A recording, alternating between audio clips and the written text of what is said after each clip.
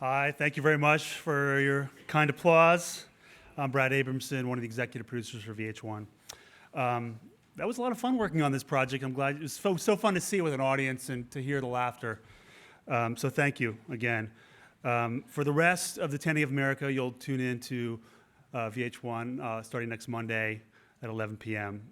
And we're very excited for the prospects of this. Before we hand it over to the star-studded panel, I'd like to thank a few people without whom we wouldn't be here tonight.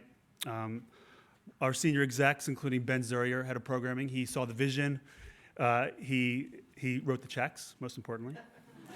Our top-notch marketing team, led by Caroline Robinson, Stephanie Werner, Nancy Ratner, Lauren Werpin, and Shelley Sweeney.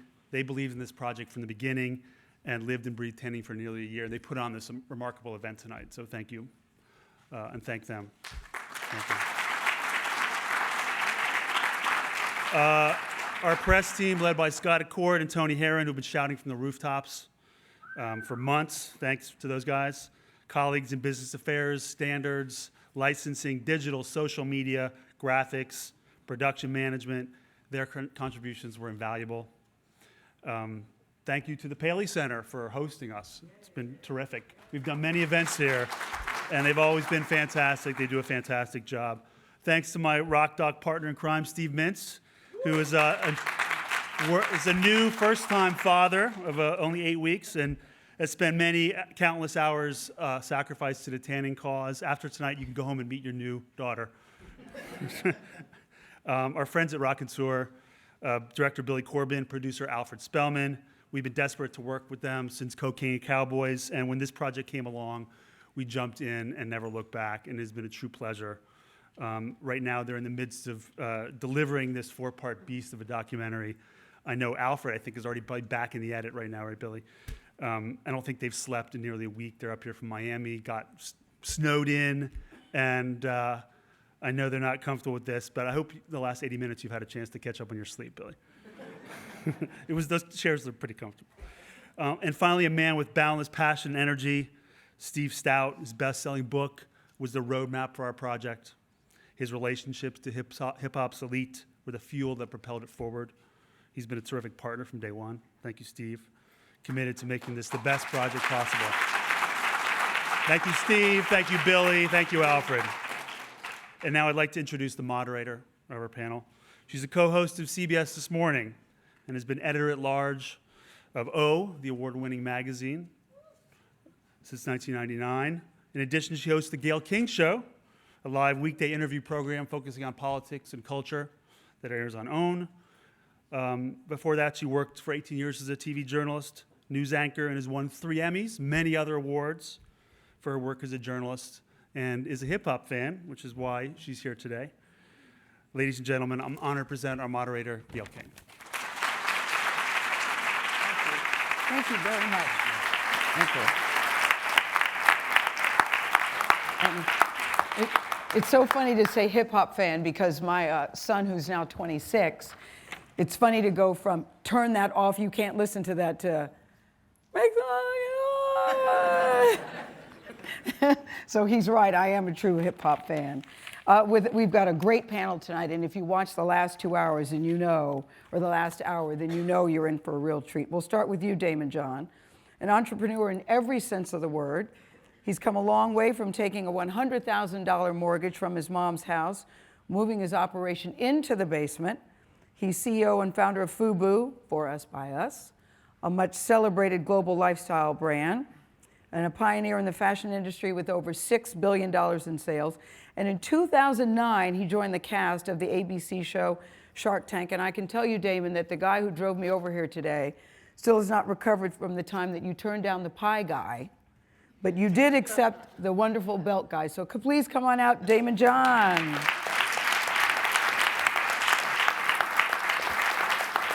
Good to see you. Good to see you. Reverend Sharpton. Listen, everybody on the panel really needs no introduction, so I will keep it brief. Everybody's bio was this long, and so I'm only going to read a couple of paragraphs. Reverend Sharpton, known as Reverend Al, founder and president of the National Action Network. It's a nonprofit civil rights organization headquartered right here in Harlem, New York. He's been praised by Barack Obama, President Barack Obama, as a voice of the voiceless and champion for the downtrodden. He right now has a daily TV show on MSNBC. It's called Politics Nation. And he also has a syndicated radio show called Keeping It Real that describes Reverend Al Sharpton. Come on out, Reverend Al.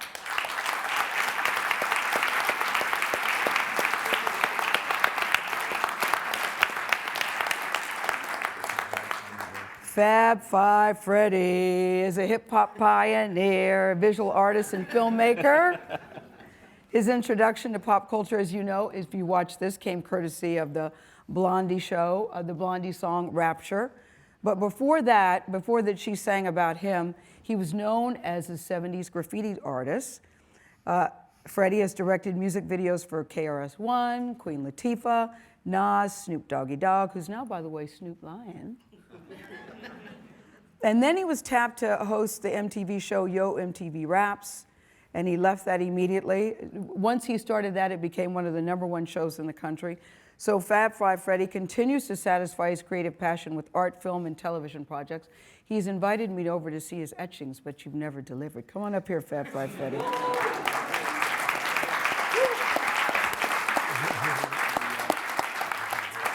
Yes, Gail, you have to come over and see my artwork. Yes, Gail, we're gonna work on that.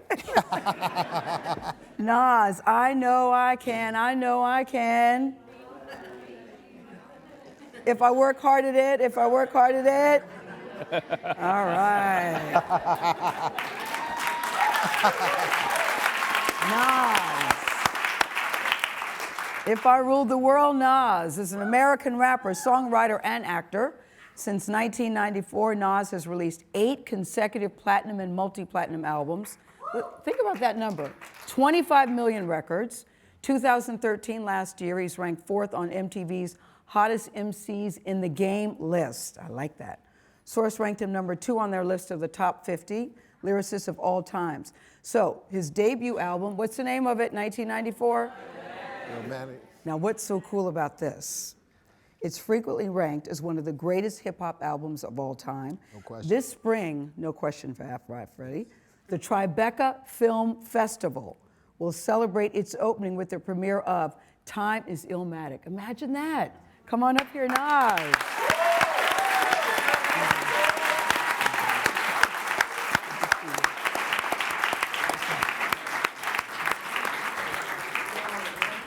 Did you guys hear that I said the Tribeca Film Festival? Tribeca Film Festival. And last but certainly not least, the reason why we're here tonight is Steve Stoute. Special mommy hug to you. Author of the acclaimed book, The Tanning of America, How Hip-Hop Created a Culture That Rewrote the Rules of the New Economy. Steve Stoute is the founder and CEO in the brand development marketing firm Translation. 2003, he was Ad Age's Executive of the Year. He was recognized as the Innovator of the Year by Ad Color 2010. But before that, he was president of urban music at Sony and later executive vice president of Interscope, Geffen, and A&M Records. And he served as co-chairman. This is what I think is nice about Steve. Co-chairman of the New York City Fresh Air Fund in 2013. To help minority children experience life outside the inner city. Come on up here, Mr. Stoute.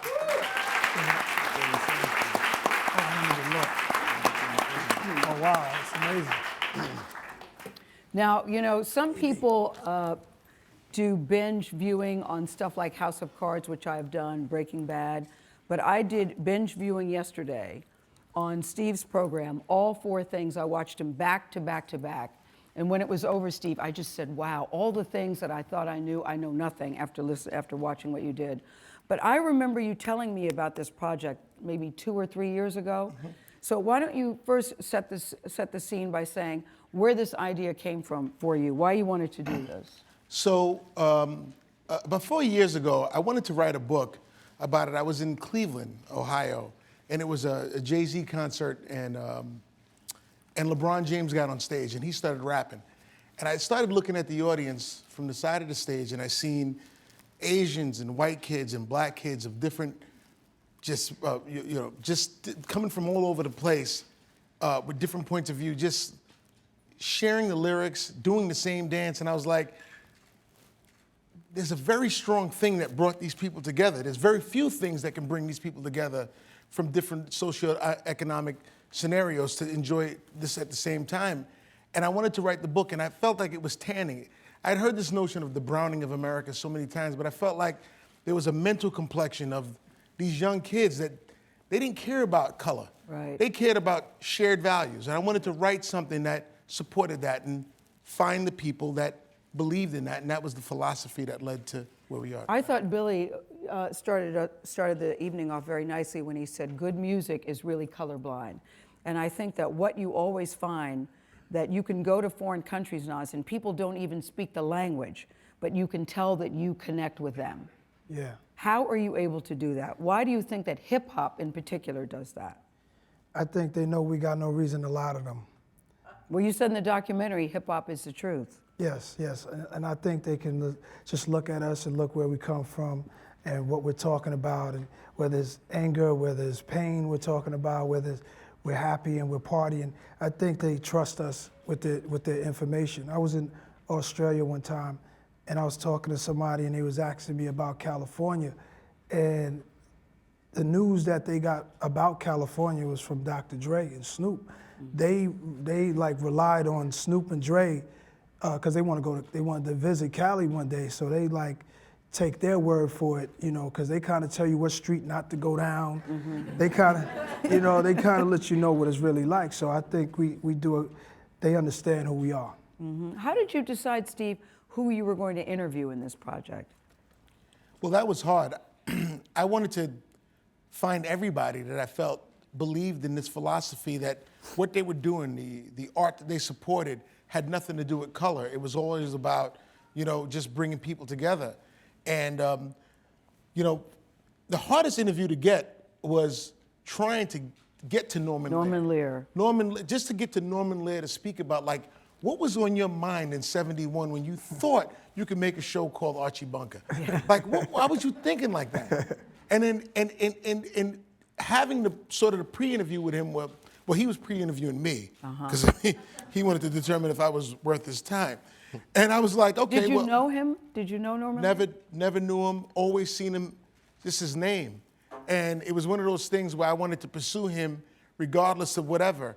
And I sat with him at a dinner function, and I started explaining to him his contribution to African-American culture and just the heroes that he made, and you know, putting We're Moving On Up and putting George Jefferson on television, and he started to cry. Because he felt like, he started to cry because his mom and his dad always felt like he was, you know, making money in television, but they didn't realize that he was contributing to society. And they didn't understand that. And he wished that he had somebody that he wanted to do this so that it could live, to tell everybody about what he did to make a difference in society. You know what I thought was interesting? I never made a connection between Jimmy Walker, Dynamite, and Fonzie A. That they were doing that to compete against each other. I was so surprised at that. What was crazy was that when I interviewed Norman Lear, Ron Howard came afterwards, and I would ask Ron Howard, like, seriously, but Good Times had 40 million viewers. I mean, they had 40 million viewers every Wednesday night. And all Ron Howard said to me was, look, all we found out was that Jimmy Walker sold more lunchboxes than the Fonz. and that's the way we judged it, lunchboxes. And he said after Jimmy Walker got so big, in the first season of Happy Days, wearing leather jackets like the Fonz wore was considered like gang stuff. So they wouldn't let you wear that. So they would only let him wear it once in a while if the motorcycle was in the scene. Wow. That's the only way they would let him, ABC would let him wear the leather jacket. When J.J. Walker started growing and getting big, they said, you know what? Let him wear the leather jacket. That's a good segue to you, Damon John, about fashion. Because when did you know that hip hop could translate into fashion and make money? You know, it was Fresh Fest 1985. I stood on the stage, and everybody had performed besides Run, and he came on. And the lights blared, and all these people in the crowd all had on the uniform of hip hop. They all had on. What was the uniform? Le Coq Sportif Kangol hats. Oh. I had on a crispy Oshkosh. Oshkosh.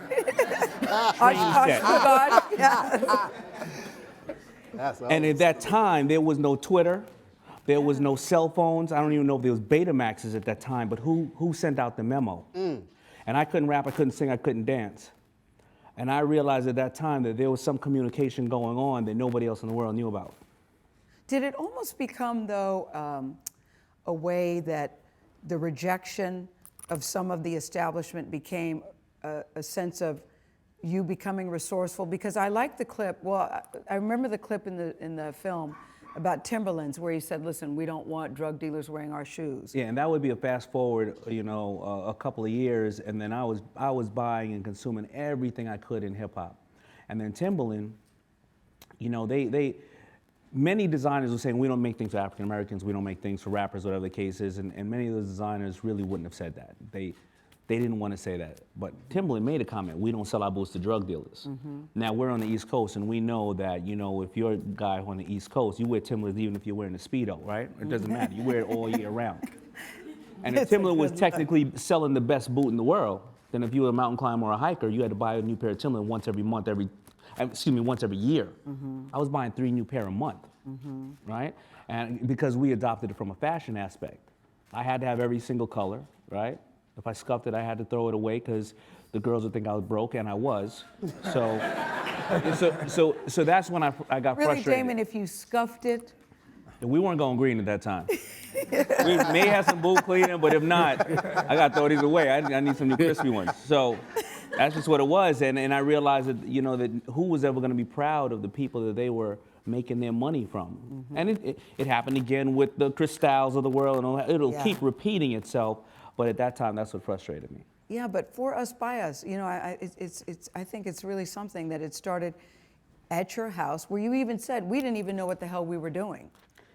We didn't even know. No, we didn't know. We just were frustrated. We were young kids, and when you come up and think about that thing, we hoped that maybe we'd have a boutique or something. We didn't think that it would spread across the globe. And we started getting calls initially, though, from Japan and Seattle, Washington. Fat Five Freddy, let's talk about Yo MTV Raps. Because the perception, when I was on my way over here from the magazine, there was a 27-year-old white girl in the bathroom, and she said, "Could you ask them how they feel about white kids listening to their music? Did they think that it's okay for us to sing the lyrics? Did they think that it's okay?" And I said, "What do you mean by that?" She said, "Well, I often wonder if Nas ever gets angry at us, if he gets angry at some of the lyrics while we're singing along." And when Yo MTV Raps first started, you weren't even accepted by mainstream.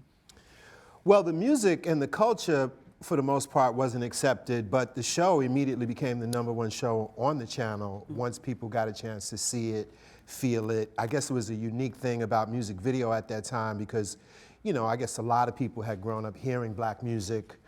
But at the Grammys, though, Freddie, they wouldn't even televise. Yeah, well, the rap category. Among the kids, they know what time it is for the most part because they haven't gotten, they don't have those kind of racist negative blinders on. The administrators of the Grammys obviously did, so they quickly, made a correction.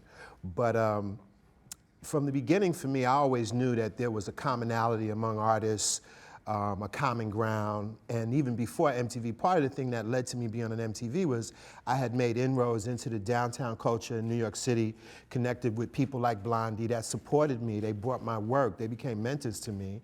It was a similar kind of attitude and energy with the rebellious nature of punk rock.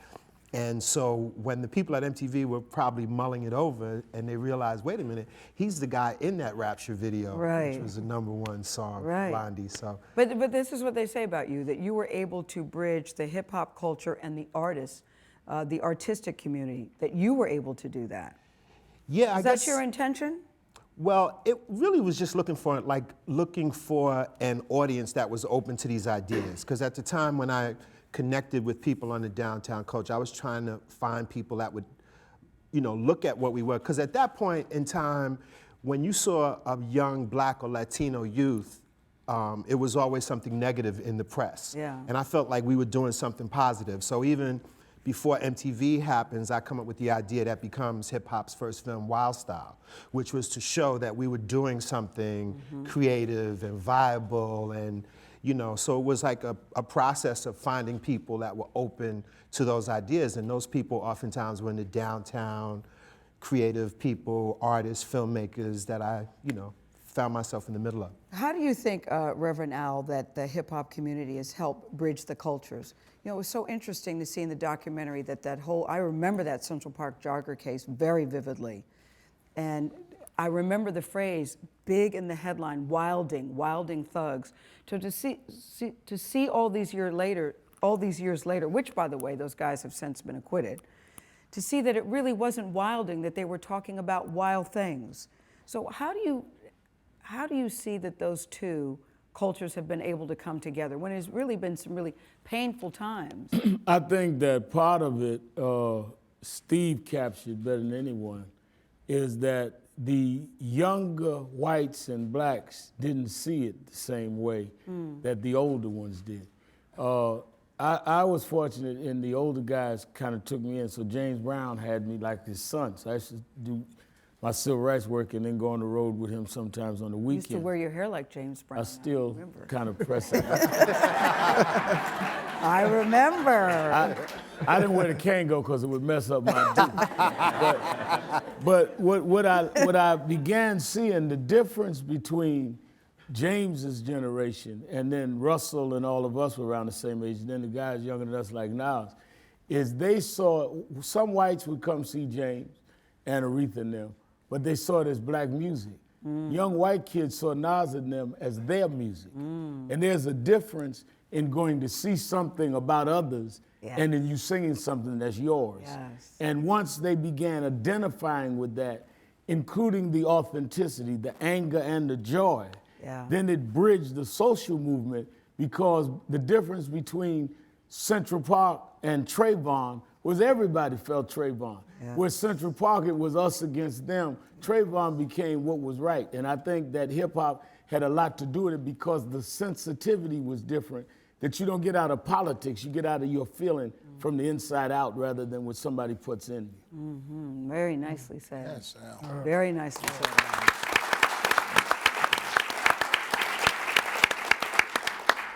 And Nas, what is the music? When we were talking backstage, you said, look, I know I'm not mainstream. I know I'm not. But I know I'm very good at what I do. And what is the music? What is the message that you were trying to send? Someone said a question. We were talking about something that made me say I'm not. Oh, Tribeca Film Festival. Yeah. Because I asked you, what did it mean to you? Yeah. So I said, because Tribeca Film Festival is so serious, I was like, to put, for them to get involved with my story was like, to me, it made me feel like they know what's going on, because I don't see myself as like the most mainstream guy. I'm the guy who's been around, and I like my position. And sometimes, Did you ever want to be mainstream? Did you want that for I yourself? wanted to see what it was like. Yeah. I wanted to see what it's like for a minute. You had, it was right there. And I was right there, and on my way. So I definitely stepped into the mainstream stage for a little while and partied and had a good time, and then I was good. And then I just went back into what I do. So if I had to have Tribeca to acknowledge my first work, which was definitely not a big mainstream album when it came out. It was kind of like an underground album. It was just really good for me, cool for me. Why was this important to you, Steve, to tell the story about tanning in America? I really love the moment in the film where the little white girl says, I want to be brown like Beyonce. And you have little white kids saying, I want to be president like Barack Obama. It really is you're using tanning as a metaphor, but that really is what's happening in this country. Just watching generation shifts over the years. That music can do this. Yeah, though. well, That's the thing. well, Music what can do happened this. was, I really like to pay attention to what happened in the past. It's sort of like the Cliff Notes for tomorrow for me. I pay attention to it. And I was watching how rock and roll affected the household that was the, two kids and white picket fence of the 60s, the Leave It to Beaver generation, and what it did to affect it. And I was like, well, I feel like hip hop has the same level of power, but if not more, because you see what hip hop did was hip hop celebrated having nothing. People normally hid from having nothing. They hide that. They don't tell that fact. And you have an art form that celebrates having nothing and being proud of it. And they're rapping about what they're going through in the projects and then shooting the video in the projects. And then you have people around the world that say, you know what, I can identify with the fact, I don't even know what they're saying, but I feel the pain of coming from nothing. That's what the American dream was built on. And I wanted to write a book and put a moment and just sort of document a moment in time so that as the world keeps going, and as it will, that we could look back and say that we all contributed to a big change in the way we see each other.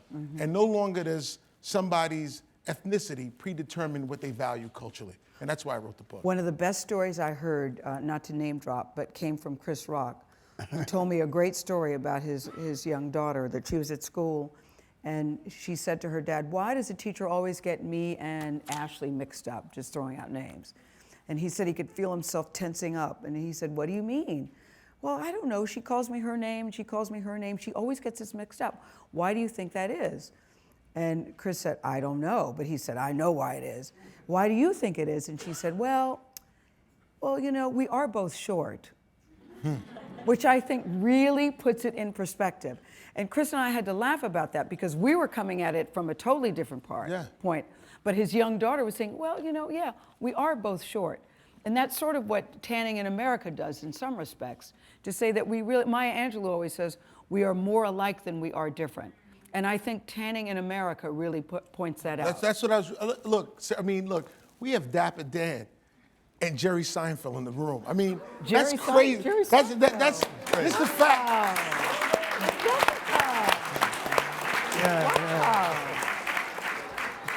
You know, Dapper Dan. by the way, they both share, they have something in common. They both don't like to leave the house. No, but listen, I got a kick out of meeting Dapper Dan. I didn't know Jerry was here, and Jessica too. I got a kick out of meeting Dapper Dan when I first walked in, and he said, you know who I am? I said, listen, I was watching Steve's documentary. They said that Dapper Dan was the one who really put fashion in hip hop. Is that true? Absolutely. I saw a Louis Vuitton suit, Freddie. How could that be fashion? Yeah. Louis Vuitton from head to toe. No disrespect, Dapper Dan, but I looked at that and went, No, yikes. without question. Actually, it was interesting watching this because it was actually Jam Master Jay that one day I was hanging around all the Rush artists down at the Def Jam offices, and they were all talking about getting their royalty checks and going up to Harlem and see Dap. And everybody knew, and I was like, I had to wait for a moment because I didn't want to play myself. I said, yo, Jay, like, what's up with that? He said, Dapper Dan. And I said, and he explained the things he was making. And soon after, I'd be doing Your MTV Raps, and we went up, and I got to spend time with Dap. He would do things for me. I used to want to dress the way Dap, because Dap wouldn't always wear the logos and stuff. But Dap did something which hip-hop culture and a lot of black music has done. In the New Yorker piece on Dap about a year ago, he Africanized it. It's in a way like a remix on what these luxury brands were doing. And he took those labels and just did a complete redesign, restructuring with some really crafty, and he would hire all these African brothers. I saw Sek, who was, I think he was from Senegal, and Sek was one of the main tailors for Dap. And Well, we have to give a shout out to Dapper Dan. Thank you, Dapper Dan.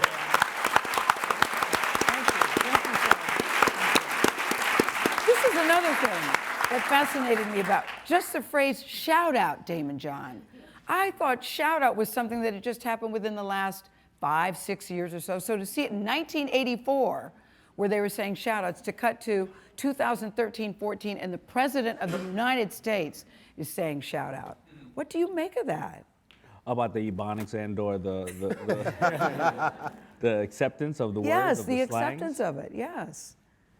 Well, I think that the beauty of it is really what Nas and all the rappers have done for us is they've been giving us the soundtracks to our lives, and they're really poets at the end of the day, and they're putting things in perspective where they paint this beautiful picture for you, where they just happen to put a track to it. And I think that what it's done, it has given us a language. Sometimes you don't know what a person is. They're both wearing a suit, but when somebody starts talking, you know where they're at. Yes. And I think that's one of the forms of unity that they've given us, you know.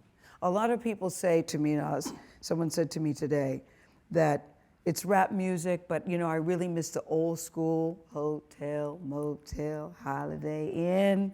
But it's rap, but it's not hip hop. What is the difference for you between rap and hip hop? Is there a difference? Yeah, sometimes I don't stress it out. I don't worry about that. Sometimes, rap, hip hop is what you just said, Sugar Hill Gang and the early stuff that was like, setting the world on fire as this new music form. And rap was like a Kellogg's commercial with the little kids was singing along with a little made up beat. And Yes. that could be rap because that little commercial jingle could actually be a hit. You know what I mean? Yes. And that's really not what the realness is. And there's a difference. It's the over popular, just make easy song that someone just puts together with a drum machine and just playing around, and that becomes a hit. And then there comes like a real writer who you listen to, and he give you vivid images in your mind, like of what he's talking about, where he makes you smarter by listening to what he's saying. He's saying a word you never heard before. He's using phrases you never heard before, in a rhythm, in a flow that you never heard before. So it makes your world just expand into something else, and you just become engulfed in this song, and your brain is just about to blow up, and you need a smoke, and you need a drink, and then you call your friends, and we got to listen to this tape. You got the car? Let's go for a ride. Wait till you hear this album. This is crazy. And then there's rap.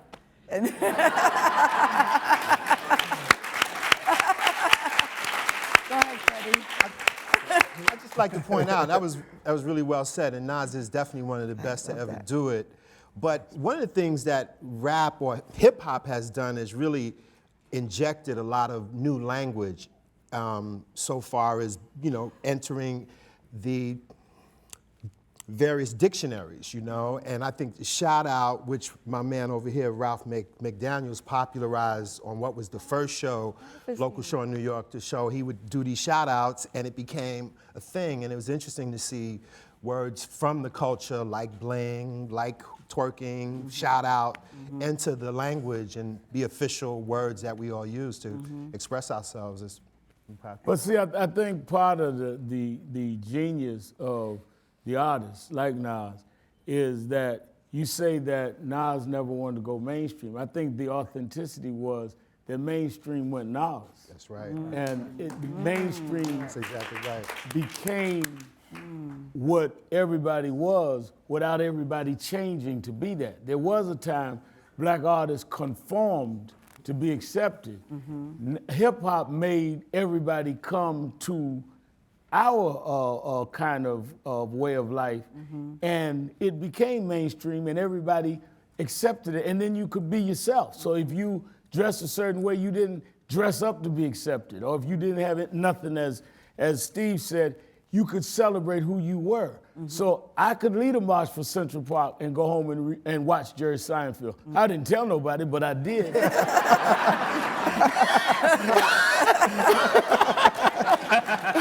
So you could be yourself, and it was just all right. And I think that's what I think that's what hip hop did. Yeah. But I did watch you, Jerry. It's not your fault. Yep. It inspired me. And he thanks you for it. He thanks you for it. What do you think, Steve, are some of the misconceptions that still exist about the hip hop culture? Because what I think, I've been to many, many concerts, and it's amazing how a lot of the audience is white. A lot of the audience is white. And it says to me that the hip hop culture is a very inclusive culture. Would you agree? Yeah, well, a big misconception is the word urban. The word urban is not black. Urban is just a measurement of population, like rural and suburban, right? So that's what it is. And hip hop is always associated with urban, and that's always with like black urban, and that makes no sense. And I'd like to end that if I could. You can. The other big misconception is that it's music that's against, that's counterculture, and that's trying to fight and be rebellious, and that's not the case either. I think some of the greatest artists that came in our generation over the last 10 years came from hip hop. Some of the greatest writers that if you ever took the time to understand what they wrote and really did a deep dive into the things that they were saying, you'd realize that some of these guys are gonna go down forever as some of the greatest poets, artists that ever walked the face of this world. But yet we haven't come to that conclusion yet because it's still it's still developing itself as an art form only 40 years old, or 30 to 40 years old. So I would say that's the biggest misconception that I'd like to, get rid of. I like, Nas, when you became so passionate when you were talking about the music, and I'm curious about do you have a moment when you first fell in love with this art form and then thought, you know what, I'm good at it too. I love it and I'm good at it. Yeah, the early 80s, of course. I was an 80s baby, and How old were you in the early 80s? Nah. in the early, about 10. That's my brother, he knows. Okay. So, That's his brother who said he's about 10, he's not good at math. Okay, go ahead. Go ahead, Nas, I'm go not ahead. really. But the early stages, the early stuff was, of course, Africa Bambaataa, Zulu Nation, Planet Rock, Tila Rock, all the early guys up to Run DMC. There were a bunch of guys before Run DMC that we was really into, but Run DMC came and just nailed it. And that era. And then when Ralph started his show, we'd run home to see his show from school, and it was on Channel 13. There was only like 12 channels. No, like 31. UHF, So old school. there was up to like 13 channels, and then nothing all the way up to where you at. So, and sometimes it wasn't the best. Yeah, you had to put your coat hanger, hold it. Yeah, and that's what made it even more of You an have to get a hanger, yeah. and aluminum foil on the edge of the hanger. That's what made it more of an adventure. And it was kind of cool that it wasn't mainstream and it was on this, different planet. And we had to go there, and when you saw it and when it came on, the beginning of the show was a fusion of like, you had rock, you had this, you had that. That's how the show came on to the Houdini beat. 5 minutes of funk. So it's a rap, the bed is rap, the music you listen to, but it's all these different, so it's that video music box. So you're thinking you're about to watch, you can watch any video there, and you can see more than hip hop. Right. But it became the place to go because we never saw hip hop videos. That's right. There So- were no hip hop videos. So what's even amazing, and we were speaking about this upstairs, Ralph, is like when hip hop first started, and you knew it had momentum and it had a voice, that it was still inclusive of rock music. Like everything while MTV was saying we don't want no black artists, Yeah. Ralph has his show with rap artists and he's playing rock and he's playing Hall & Oates. Like this is all going down at the same time. And by the way, our playlists are like that now. We'll go from Biggie to Hall & Oates in a second, right? Yes, But he's doing this back then and no one understands what this is. And that led to what the whole art form became, because if it wasn't for what he laid down, there would not have been videos made. Yeah. And videos were a very good entry into the culture. And Yeah, we didn't know how a lot of artists even looked sometimes until we'd see them. And we had our own videos for the songs in our heads, and then we see it, and if that There was definitely a couple artists that were white that I thought was black. Like early singers, like,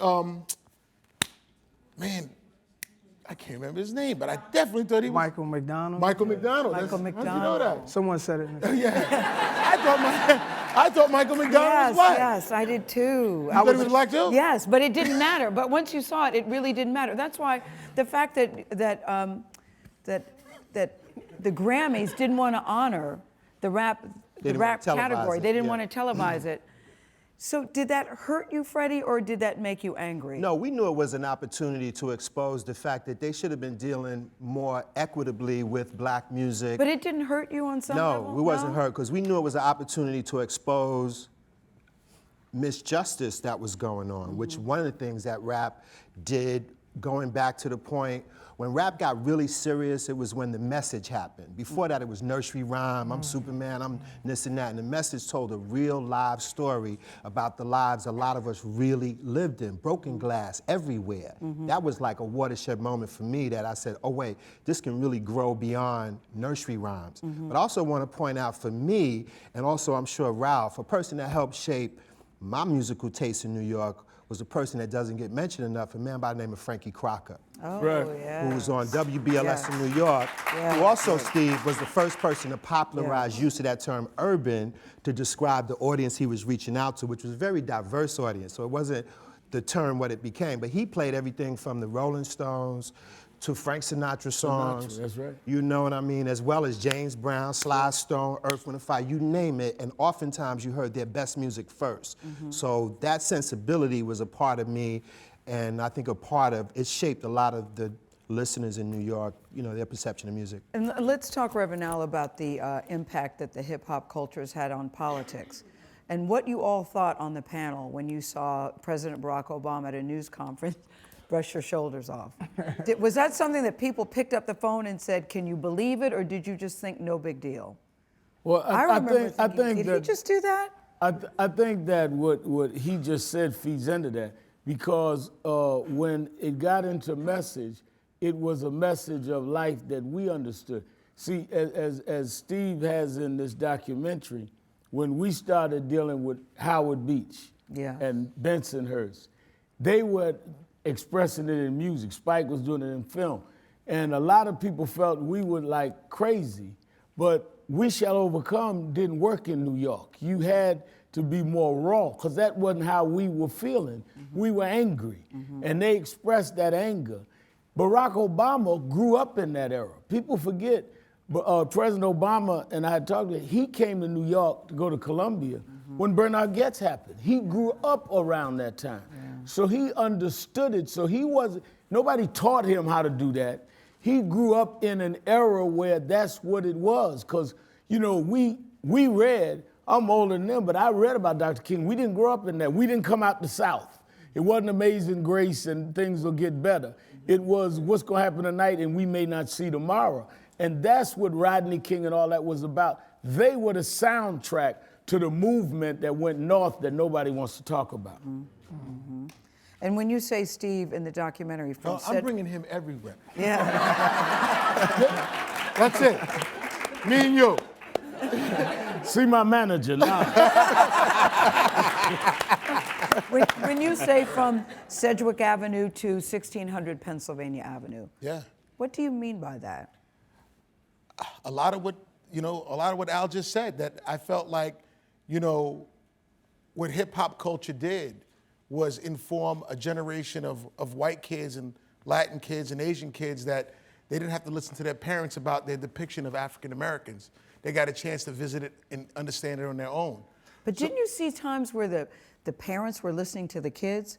I heard many times during the campaign, parents would say to me, my kids told me blah, blah, blah, blah, blah, something that they had heard, and that their children were having an impact, an influence on their parents. Did you see that? But absolutely, yes. Leading up to that was just the fact that there was a generation of young kids that didn't even look at an African-American candidate as a problem. That was like, okay, he's the best man for the job. Let's vote for him. He understands our issues. I'm sure everyone, when they watched it, when you watched Bill Clinton's campaign, you found a lot of similarities to what Obama had laid down. The relationship to MTV, youth generation, you know, going out and being the everyday man, going out eating or whatever it was, getting photographed in common areas. You know, and that was the blueprint of just being normal. Politics were always, I felt when I was growing up, way over my head. I never voted because I didn't feel like anything was gonna change my life. And then as I started to get older, I started to realize the effect, and I think that's what hip hop did. Not only did it galvanize, you know, how you dressed and what was cool, but it also affected your point of view on politics. We went on that run together when Obama was running for president, and you've seen what was going on. And we were bringing out, what was it, Kevin Liles or Jay-Z or Kerry Washington, and it was all this generation that was going to these colleges getting these kids to vote because it was that important. And I felt like hip-hop music bridged that gap between these generations not these generations, but the races that would not see each other or not see the world the same way, hip hop allowed us to have a platform where we seen the world similarly. I love in the video, I forgot what video it was, where there was a little white boy in the video, and they said we did that just so just so the parents would feel comfortable. Because in the beginning, did you feel that was a necessity you had to do? You had to make people feel comfortable, Freddie? I mean, I wasn't personally thinking that, but it was a good move strategically because oftentimes the kids are more honest before they've developed these negative ways that oftentimes comes from parents or whatever affects you. And that's why I was. Because kids really don't see color. They don't see it. Exactly. Racism has to be taught. Yeah, and I think it's also important to understand as we evolve, and racism unfortunately is still an issue, but racism is a social construct that was developed and it was really fostered and built to justify slavery. So people were not necessarily born hating other people because they looked a little different. So we're still working through that, and I think, once again, kids are not oftentimes, laden down with all these negative ideas about people just because they look different. Do you think it's possible, anybody on the panel, to have a hip-hop culture without the N-word? And I asked this, my son who lives in China said to me recently that, people come up to him because hip-hop is very big in China, and they'll walk up to him and say, "Oh, it's very good to see you, my nigga. You a good nigga. Good nigga." Whoa. And Will just sort of says, "Okay." And he said, "You can't even get upset because they don't mean it in a derogatory way. They're actually paying him a compliment." And he was trying to explain, but if you go to the States, you cannot do that. Do you think that that's possible? I mean, it is something I really struggle with. You see, when you just said it, right, everybody laughed because the intent of it didn't seem negative. It's always around the intent of anything you say. I could say words Except the history of that word is different, though. Well, there's other words, too, The history's that are different. used to make people laugh, that are used as adjectives that are negative as well. I understand that word is really strong. I'm just saying, just in general, the intent of the usage, we have to put it in context when we start to discuss it, because it's a very sensitive topic. But yeah, of course there could have been hip-hop culture without that word. But you know what hip-hop culture did? It did not run away from any negative scary. Not only did it say the word nigga, but it also stood and put lights in front of the projects and said, "We ain't got shit." It did everything like that. So it was like, if I accept all of this right now, that's it. We're at ground zero. We're cool. I'm cool, you cool? All right, let's go. Everyone accepted that, and that's what allowed the culture of it to be so transformative and transparent, because they was willing to say that about themselves. No, and that was Will's point in China, too, where he still lives, that he knows they don't mean it in an offensive way. So he said, I don't even get upset because to them, they're paying him a compliment. What were you going to say, Damon? I wasn't gonna say anything. I mean, I think anything is possible, but I absolutely agree with what he's saying. I would like to say that I recently saw the documentary on Richard Pryor, which has been playing a lot, and it was Richard Pryor that first used that word in a way that moved itself into popular culture. When he did his live albums went to the top of the charts. And it was an interesting clip with him sitting on the Johnny Carson show, and Johnny Carson saying, "Oh my God, is it okay to say, nigga?" And it was in that regard. And then there was that interesting story about Richard Pryor going to Africa and coming back and saying, "I'm never gonna use that word again." And I say that it also makes me think that in the beginning of hip-hop music, the word was never used until a point. And artists, NWA, Dr. Dre, who's very eloquent in this piece, they chose to really take it there. It was an impactful thing that a lot of us got and understood. It was edgy, it was a lot of things. And it became a style that a lot of people just threw in as one of those ingredients that goes into making a lot of rap records. Not every rapper does it or dwells on it, but it is just a part of the game. It's interesting that a lot of universities now are teaching hip-hop courses. There's one, I heard you talk Georgetown. about, Georgetown. Dyson and all. But see, I think he's absolutely right. There's debate even among hip-hop about certain language and certain things. It's not a unilateral thing. And I think that the good part of that is that it doesn't have to be one way. You can disagree but still vibe on the music. And I think that's a good thing. Stoute and I have debated on things like that. Yeah. But it doesn't mean we're not locked together arm in arm. And I remember when Gina 6 happened. Yeah. When we had the beef down in Gina, Louisiana. Yes, I remember and a that. well-known hip-hop artist, I won't call his name, he said to Give us Michael the Baisden, initials. he said to Michael Baisden, he said, well, you know, I know Reverend Allen them don't like the N-word, so I don't know if he wants me here, because we had organized a march. And I was in the men's room, and he came in, and Baisden told him to talk to me. He said, Reverend Allen, I know you don't like we use the N-word, but man, that's how we feel. And I'm at the urinal. And he's explaining this to me. Gosh, we got the imagery of that, don't we? No, but he's explaining to me Yes, his I get thing. it, I get I'm it. explaining mine, and I'm trying to take a leak. I said, nigga, please.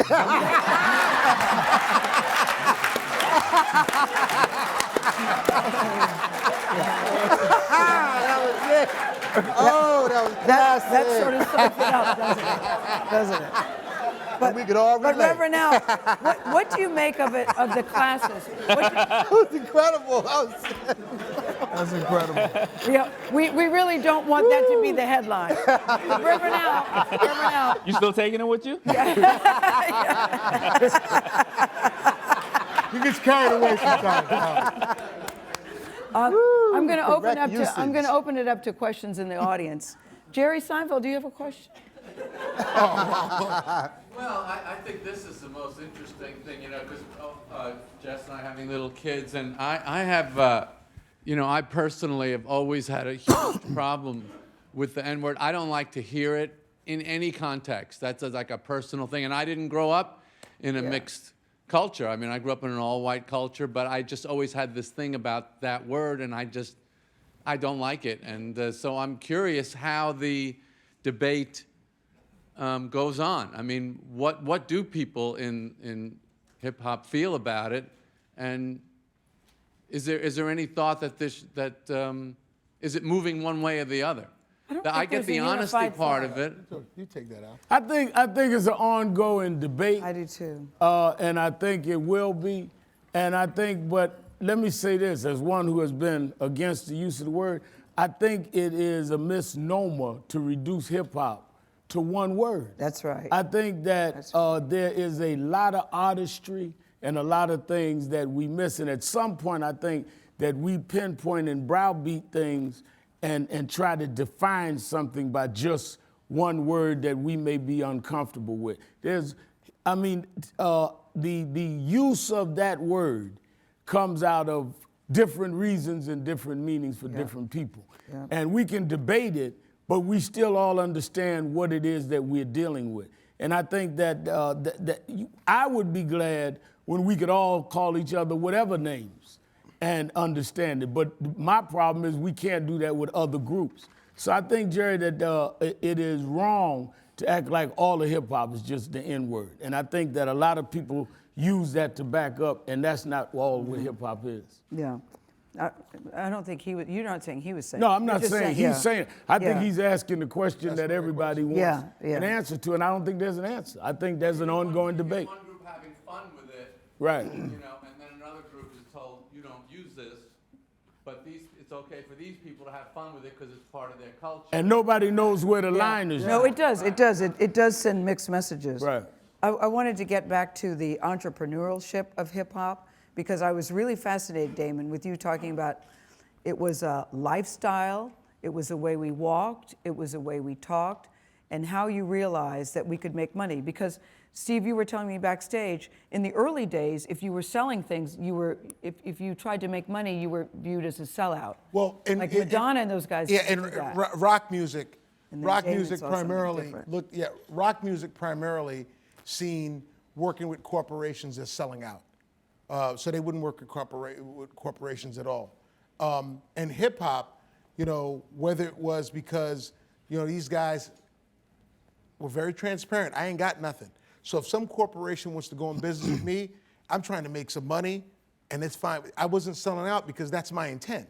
And I remember Damon, we worked on the LL album, and he was there building FUBU, And he had no problem. I mean, he was unapologetically making sure that FUBU was in every single scene. Yeah. You know, and he was just doing his thing. And it was just like, you know, we were doing it in music, and then watching a guy doing it in fashion was just an incredible, you know, it was just incredible to see how this whole resourcefulness that hip hop had inspired us all to be was bleeding over into fashion, and what Damon was doing with Forrest and with FUBU, Forrest Body. But Damon, share the story, because I don't think that you saw it in the first two, about the ad for the Gap and LL Cool J with that FUBU hat. Well, you know, the Gap had they I wanted to thought get you were to going this. to act something out for a second. Now, the Gap wanted to get to this new emerging market, and they wanted to bring a certain demo in their store. Not only African Americans, they started to realize that young white kids were listening to their music. And, you know, they called LL Cool J, and, you know, the beauty about hip hop is even though those artists may not have had that much at that time, they were gods to us, right? And we valued and we really respected and loved what they did. But the big corporations didn't respect them. So LL, and I think Steve, you worked on that, you know, LL and Steve, they felt like, you know, they weren't really respecting who they were. Now you're talking to a guy and you're telling him you want him to do a commercial. He's down with us, right? So now he wants to wag the dog. And what happened was they let LL write Gap let LL write the copy in the Gap ad. And in the Gap ad, he wears a little FUBU hat, which they didn't care about. They authorized that. But he said, for us, by us, on the low. In the ad, yeah. In the ad. And what happened was everybody from the Gap and everybody from the advertising agency got fired, obviously. And FUBU at that time, we were doing about $30 million, and we spiked to about 350 immediately after that. But to take my hat off to the Gap, they did their research, and they found out that the numbers in the demo they were trying to hit increased 300%. Yeah. Because the kids thought they can get FUBU in the Gap. Yes. Then they spent another $60 million rerunning the ad, and my life was good after that. But that was amazing. Any questions? Yes. We need a microphone. Hi. This Hi. is such an incredibly illustrious panel. We're all so honored. My name is Kierna Mayo. I am the VP of Digital Content for Ebony Magazine, but I'm also a 44-year-old black woman from Brooklyn, so my entire life, the trajectory of my life and my career, I owe to hip-hop. I was one of the first editors at the Source magazine when it went national. I also am the founding editor-in-chief and co-creator of a magazine that I want to say, I'll venture to say, was part of the Tanning of America called Honey Magazine. Do you have a question? Yes, I do. Yes, I do. This is all framing that because I think it's very important to have a woman's perspective on the trajectory of hip hop and the tanning of America. And what I was going to say or ask was there a conscious thought about having that perspective both in the documentary and on this panel? Yeah. So yes, that's well, I can answer that. You know, that was a big build-up to that question. And what was the bottom line question? The bottom line question is women in tanning and their role. And they're not on this panel today. You're here, but somehow you're not a part of it. But what? Yes, in episodes 3, we only showed episodes 1 and 2 today. You see them all. Yeah, so you have Naomi Campbell speaking. Mariah Carey Yeah, is huge. Naomi Campbell goes into fashion and the cover of Vogue magazines and the definition of beauty. So yeah, women have played a very, very important role in tanning.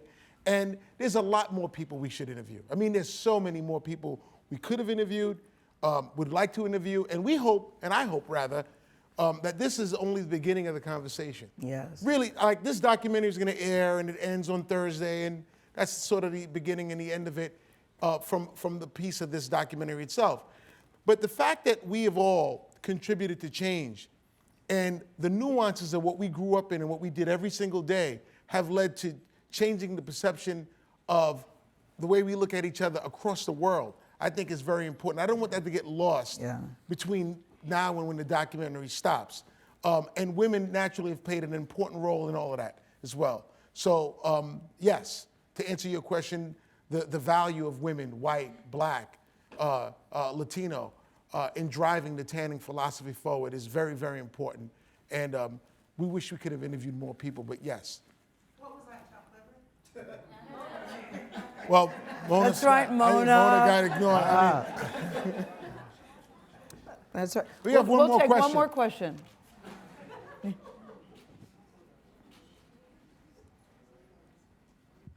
Hi, my name is Sydney Cohn. I work under the Viacom family. My question, hip-hop, we've learned a lot about the history tonight and how hip-hop has sort of influenced us and gotten us to where we are today, but how do you guys feel about where the culture is today? There was a lot of controversy around the Grammys this year, and the film touches on the Grammys. And I found it to be so surprising that, you and so many other people have never won a Grammy before. How do you feel about how the Grammys went down this year and how hip-hop has sort of gotten us to where we are today and the state of hip-hop where it is now? I don't know if she's asking me. Well, I know she know I never won a Grammy for good reason. I never put out a record. You did put the Grammys on blast in a real courageous move a I couple don't years ago. I don't even know why Yeah. anybody's shocked about this, about the Grammys. People don't know.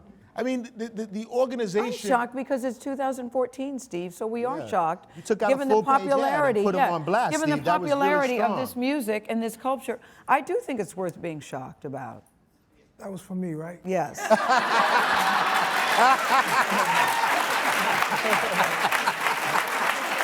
Yes, Mr. Jones. Speak on it now.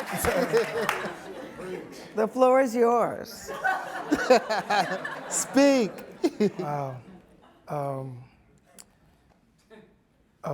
like that the Grammys nominated me. I think that's really cool. I think that's beyond cool. In the beginning, I never would have thunk it that I'd be nominated for a Grammy. So personally, the fact that I didn't win, I'm happy with the nomination because I never cared about the Grammys. So I know it's the hugest platform for music is the Grammys. It matters. The Grammys definitely matter. But something that huge is never gonna get it right. So it's okay. And whichever way it goes with someone like me, I'm fine. It gives me opportunity to wear a nice suit on the red carpet in front of the world. Talk to him now. And I have a good time. I feel the way rock and roll, like Steve said, rock and roll people are against corporate America with merging together and stuff. I personally feel like it's kind of selling out to go grab the award in the first place. That's just me. Because I don't come from that. Rap was made because we were never let in anyway. So I want to stay in this place and enjoy this place. And when they announce me and all of that, it's cool, salute. But as far as the state of rap music, it's a lot of jingles. It's a lot of happy, cool jingles. And in the early, I mean, and that's cool. There's nothing wrong with that. It shouldn't be dark and angry all the time. True. But what I listen to is different than what's going on all the time. So the state of rap music is great. I see a lot of young black kids making money, and I'm very happy with that. And I'll leave it like that. All right. And you?